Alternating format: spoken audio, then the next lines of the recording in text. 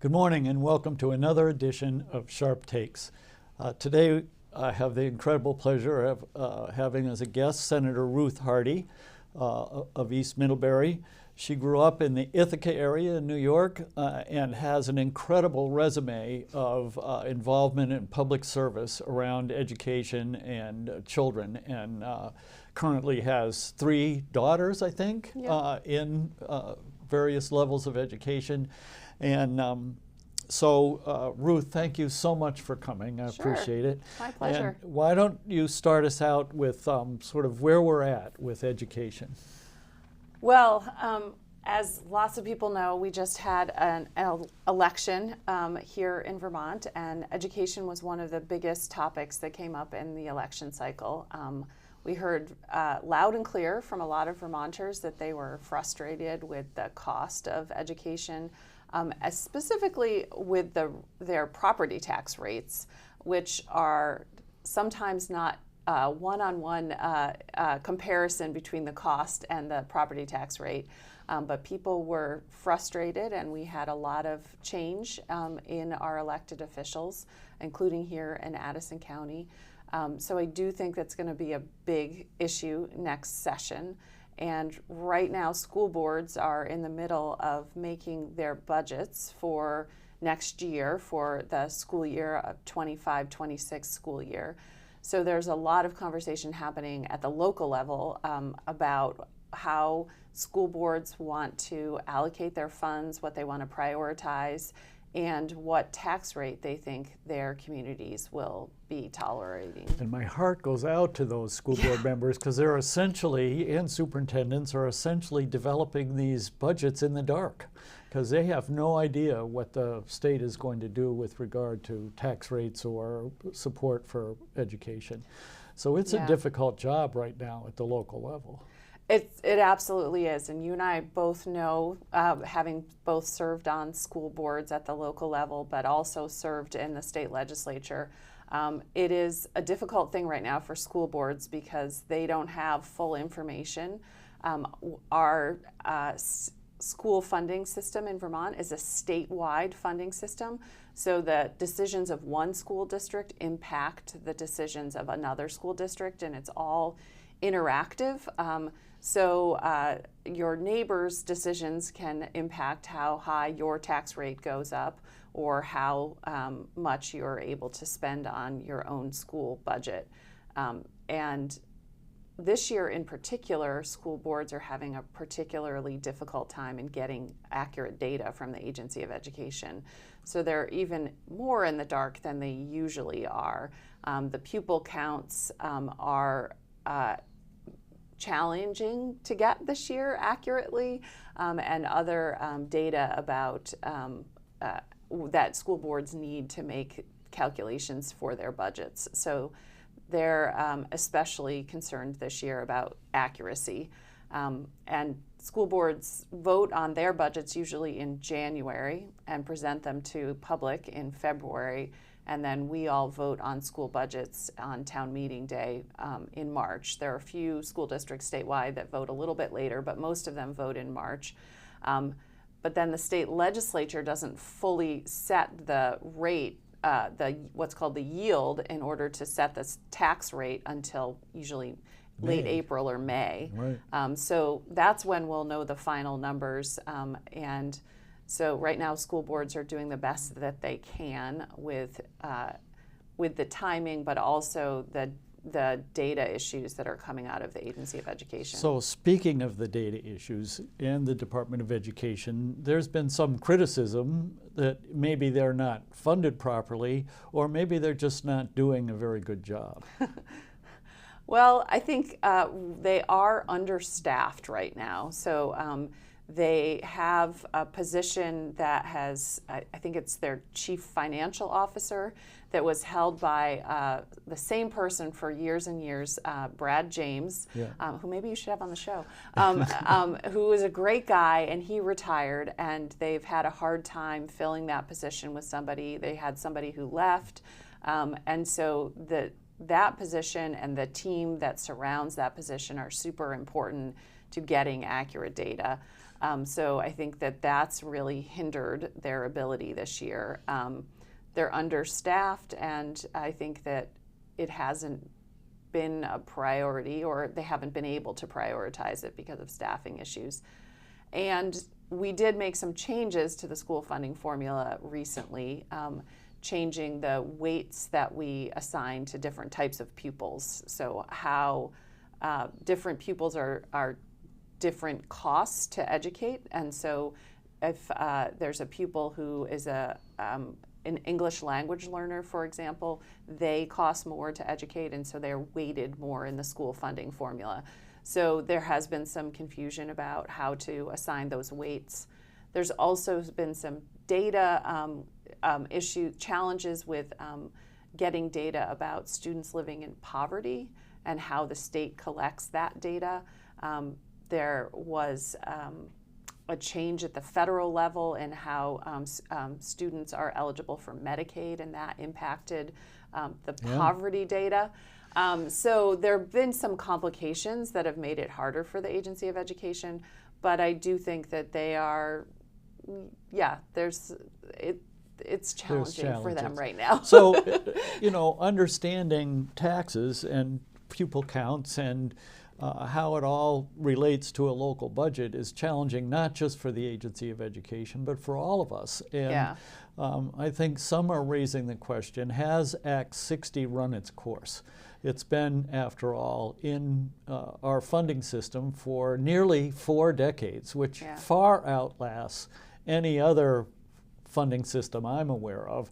And so maybe it's run its course and it's time to look for a change. Scott Beck was on this program and suggested moving to a foundation formula, which I think, the devil's in the details. My big concern is the old foundation formulas that we used to operate under were not adjusted, would fall into disrepair or crisis within a decade. And I don't think we want to go back to that. Is it possible to create a new way of funding schools that meets Brigham and is more understandable for voters and school districts to form their budgets? Yeah, that's a great question. I think it is possible. I do think that it will take a lot of hard work, and I'm glad that you had Senator-elect Scott Beck on. He's been somebody in the State House who's been thinking about this issue for a really long time. He and I served on the pupil weighting committee, which was the committee that made the adjustments to the pupil weights in the formula. And I know that he has a lot of information about education funding. I do think that you're right, the devil's in the details. A lot of people are talking about a foundation formula, and a foundation formula is what many states have. More than half of the states have a foundation formula. Vermont's formula is extremely unique in the country. There are only 2 states that have a statewide funding formula that's interactive like ours is. It's Vermont and Wisconsin, which actually happens to be the other state that I've done a lot of education funding. Yeah, that's right. I see that in your resume. Yeah, so I'm very familiar with these statewide formulas that are complicated and multi-tiered and everything. But foundation formulas tend to be simpler, but as you mentioned, they also depend on the state actually funding them. Prior to Act 60, we had a foundation formula in Vermont, and the state didn't fully fund it, and therefore it wasn't equitable. It collapsed. It totally collapsed. There was the Brigham case that was brought actually out of Addison County. I love to remind people of that. The Brighams live in Whiting. I believe they still live there. So they made the argument that their kids in Whiting weren't able to get the same kind of education as a kid, for example, in Stowe, because of the difference in the levels of property values and the levels of poverty in those two, and wealth in those 2 towns as examples on the extremes.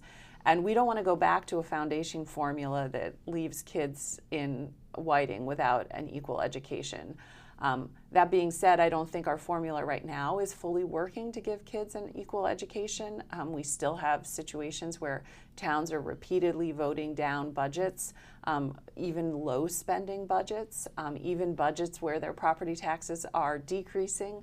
We saw that in the Slate Valley District, which is right next to Whiting, in fact, includes Orwell in Addison County and the Fairhaven High School in that district. They voted their budget down, I believe, 5 times last year. And they're a really low spending district. So there's still variations in what districts are spending, even under the Act 60 Brigham formula. So I think if we're going to go to some change in a formula, whether it's a foundation formula or whatever it is, it has to be with a lens of equity for both students and how much we're spending on students in various schools, and the quality of their education. Just because you're spending more doesn't mean it's necessarily a better education. So there has to be some kind of quality control, quality standards that are actually tied to the funding formula. And then also it has to be equitable for taxpayers, so that taxpayers in Whiting and taxpayers in Stowe aren't getting a raw deal in one way or the other, so that it's equitable based on ability to pay, based on income. And so we really need to make sure it's equitable on both sides. So I think that is the other proposal that I've heard. I've heard 2 proposals. Scott Beck's return to the foundation formula, or maybe that's harsh to put it that way, improved foundation formula. Yep. And the public assets proposal that proposes moving entirely to income. Yeah. I think what we have seen with Act 60 is a dramatic increase in equitable financing for property value. So from 4 to 1 to 2 to 1. Mm-hmm. I think the discrepancy we now see has to do more with the income in a community than it does with the property value in a community. So this notion of moving to income does have some value to be considered. Mm-hmm. I was concerned in particular with the weighting, if I can shift the conversation a little bit to that. The weights, I think, used to be sort of pulled out of the sky, mm-hmm. and not based on research. The new weights, so I applaud the legislature for putting in place weights that do come from evidence, mm-hmm. from data.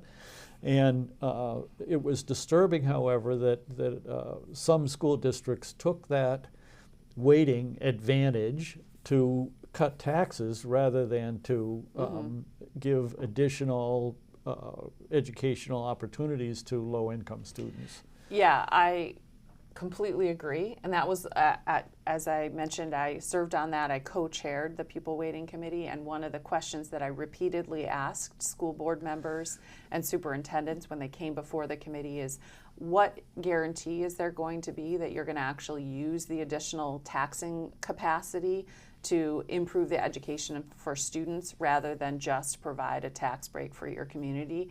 And I got reassured time and time again, but then when it played out in reality, we saw that exactly happening, is that voters were saying, nope, we want you to use that taxing capacity to provide a tax break for us or tax decrease for us rather than provide additional resources for students.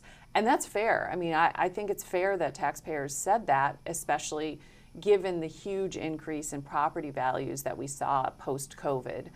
What really drove the tax rates this past year was actually not education spending per se, it was property value increases. And we saw that in community, across community, is the thing that was driving up the tax rates was the common level of appraisal, adjusting for property values, because so many towns are behind on reappraising their property. So the common level of appraisal moved the property values up and therefore moved the tax rates up, or adjusted for the property values being lower than they should have been. So we need to, there's so many fundamental things that we need to work on, including our property appraisal system. And there's actually a report that just came out, and I got a briefing on it yesterday about recommendations for how we might change our property appraisal system, which I think is one of those things that seems really mundane to a lot of people, but that actually could have a really big impact on how equitable our education funding formula is if our property appraisal system is more equitable.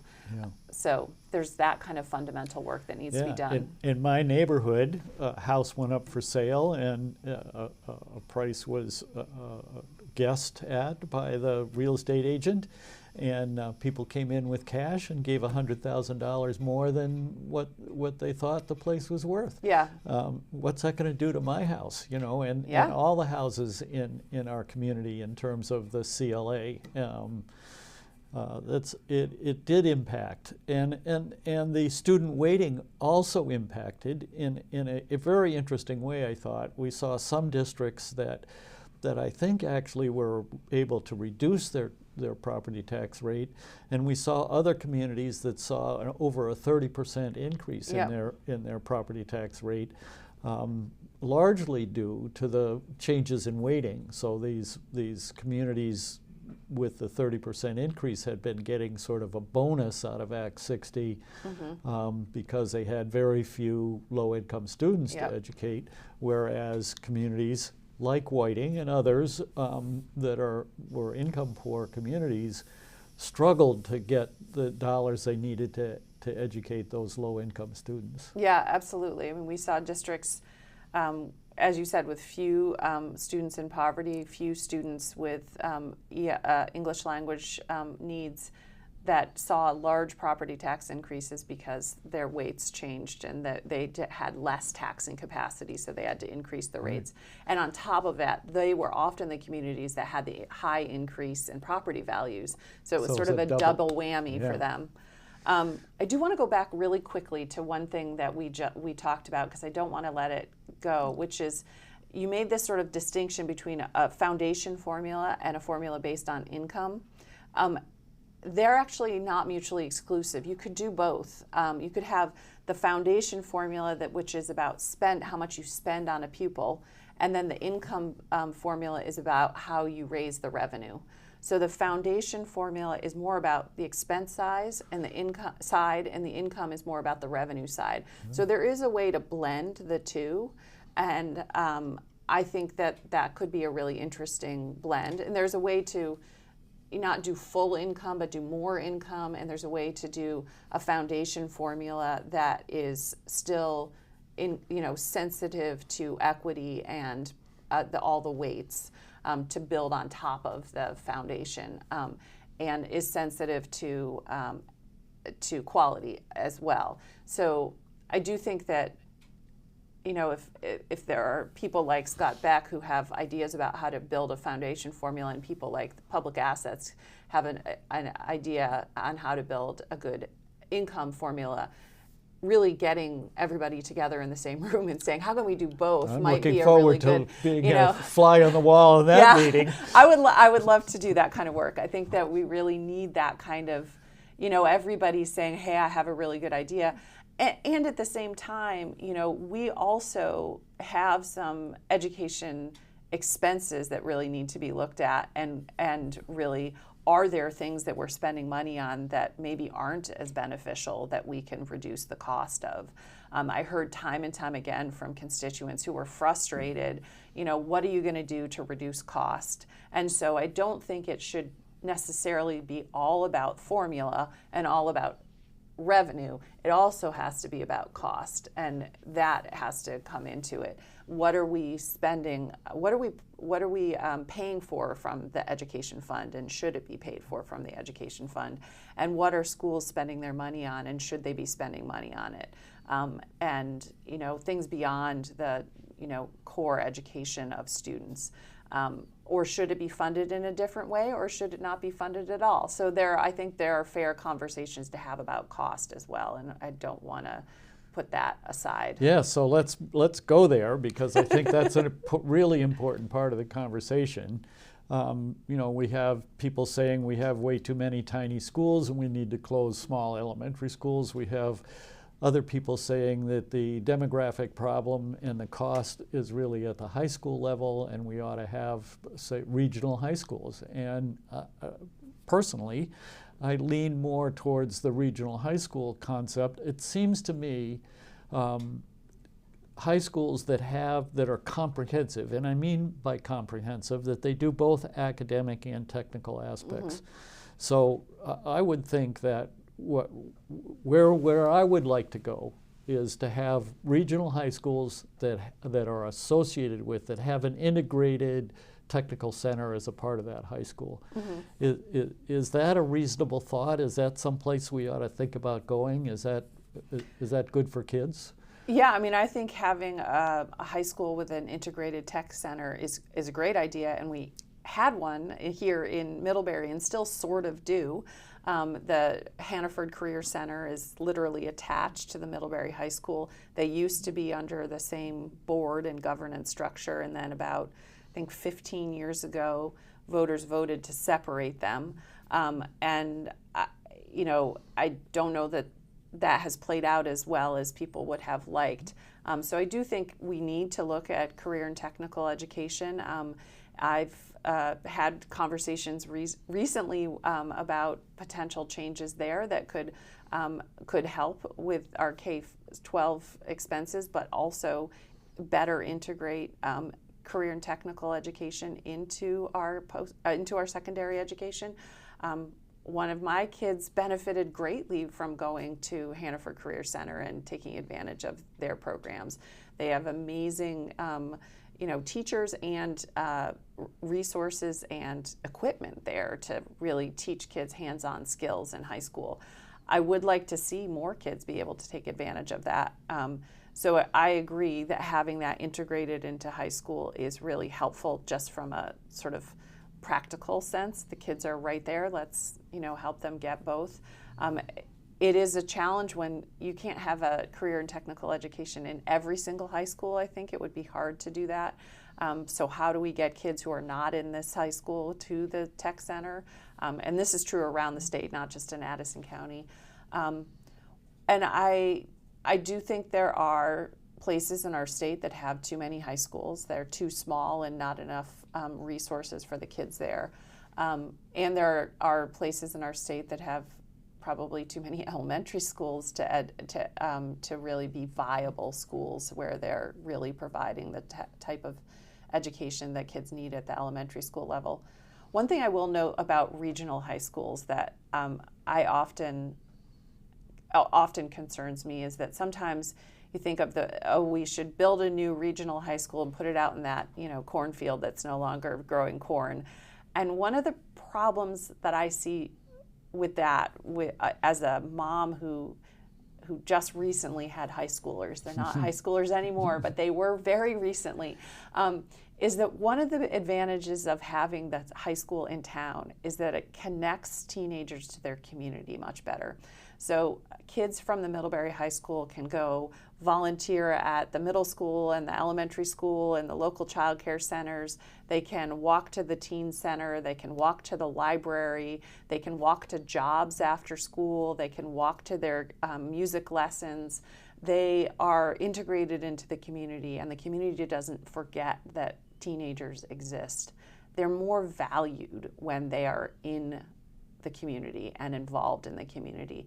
If we put them outside of the community, people will forget that they exist. We'll also have a lot more teenagers driving a lot farther, which I think is also a problem. So while I agree that having, perhaps fewer high schools that are more regionally focused might be a good direction to head, I want to make sure that we're really conscious of not doing something that would make teenagers placed outside of communities.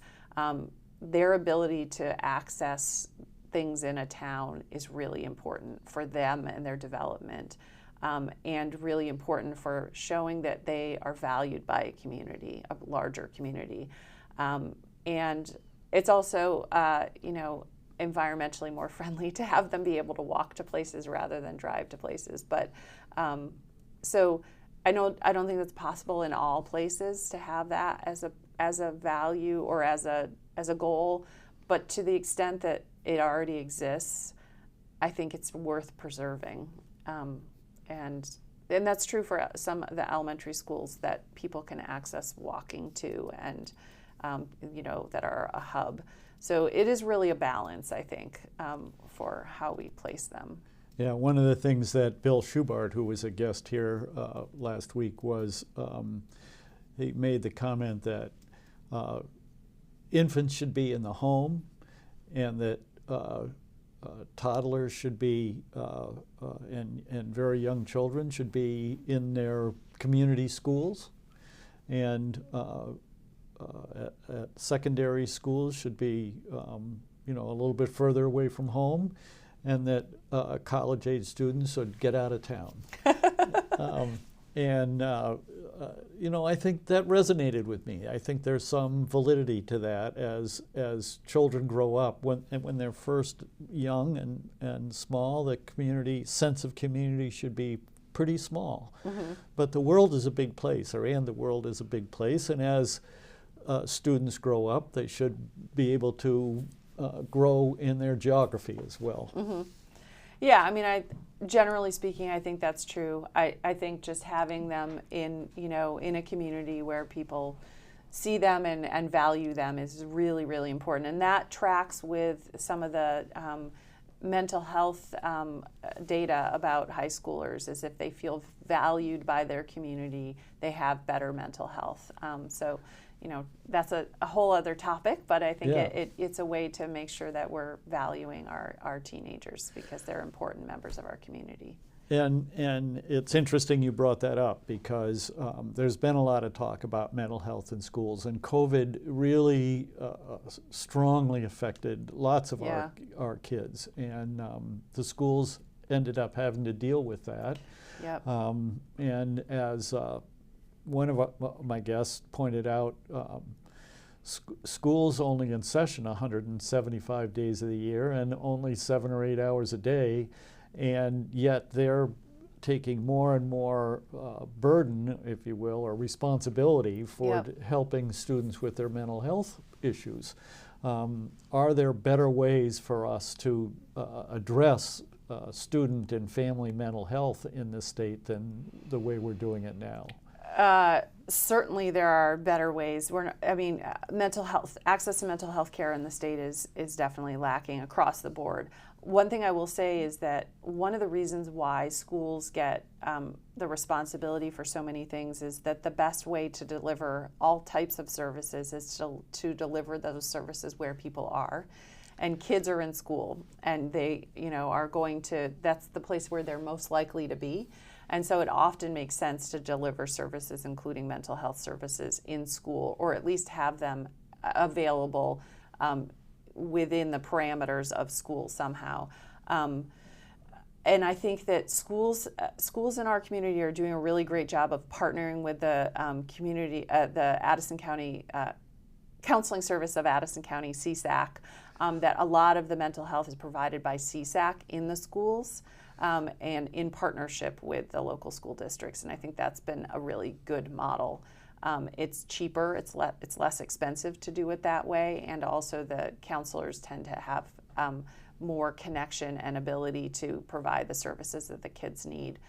So that's a completely other conversation, I think, about children and mental health, but it is definitely something that was a cost driver for school districts, the mental health challenges during COVID and after COVID. Their schools are still seeing some of those behavioral challenges, mental health challenges, and that's really has driven up costs for school districts as the federal funding dried up, but the needs remained.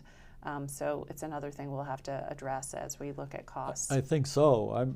My wife taught Head Start long ago, and she commented to me, even at the time, she works with a child for 5 days, and then they go home for the weekend, and Monday it starts all over again. Yeah. And we're seeing it in disruptions in classrooms and making it difficult for all of the students in a building to learn. So we need to find better ways to address these mental health issues for the individual child that's having these mental health challenges, but also for the rest of the students around that child who are there to learn, and they're being shortchanged in their educational opportunities because of the mental health issues in our schools.